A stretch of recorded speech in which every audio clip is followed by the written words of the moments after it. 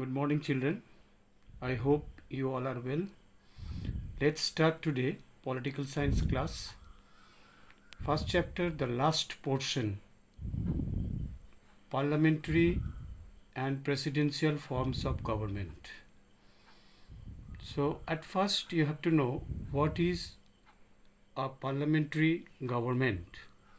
According to Dr. Graner, parliamentary government is a system in which the real executive, the cabinet or ministry is immediately and legally responsible to the legislature or one branch of it for its political policies and acts.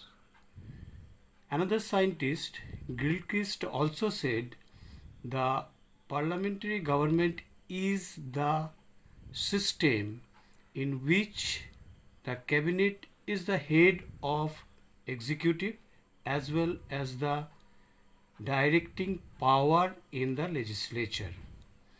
So, what is a parliamentary government?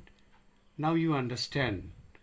Parliamentary government is one in which the executive has two parts, nominal executive and real executive.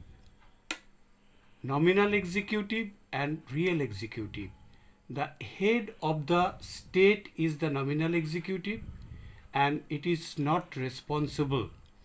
The Council of Ministers headed by the Prime Minister is the real executive and for all its acts is collectively responsible.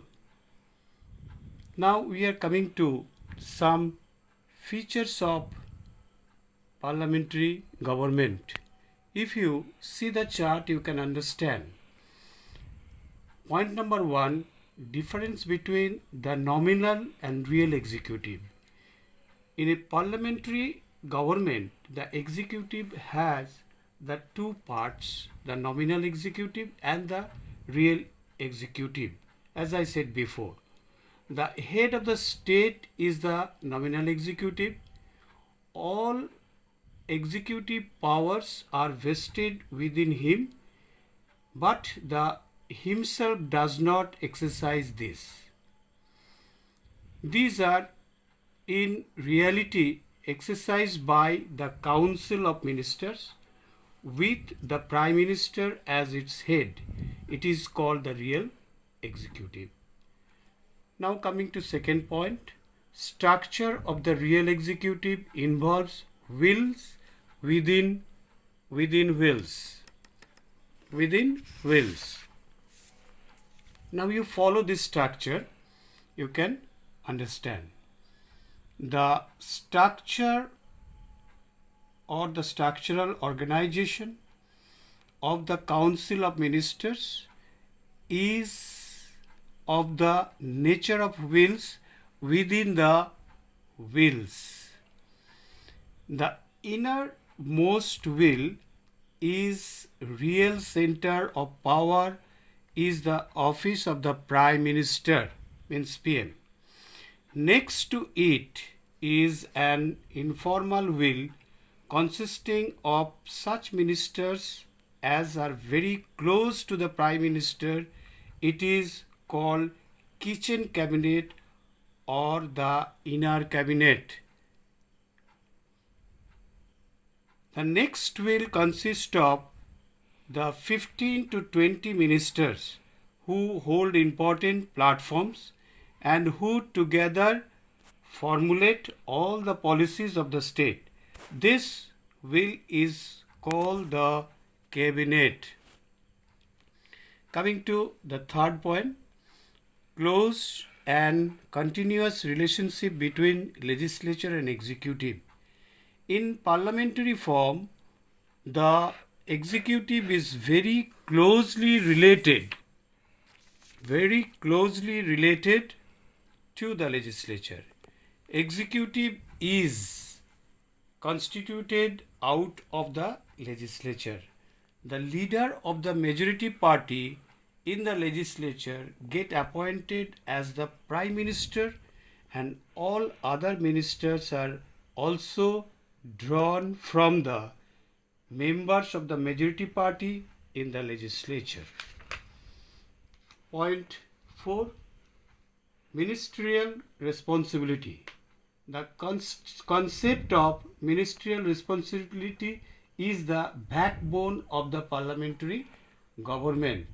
The concept of ministerial responsibility has three definitions. Number 1, responsibility of the ministers towards the head of the state. Number 2, individual responsibility of each ministers. Number 3, collective responsibility of all ministers. Now coming to point 5, non-fixed tenure of the head real executive council ministers.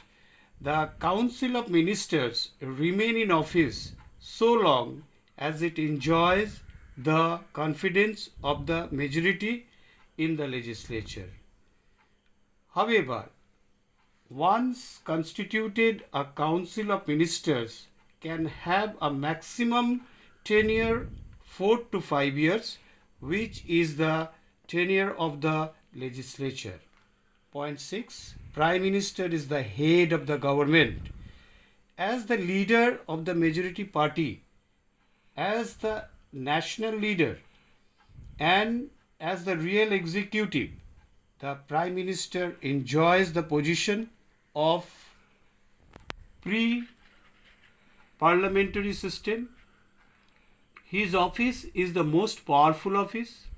The head of the state always acts according to the advice of the Prime Minister.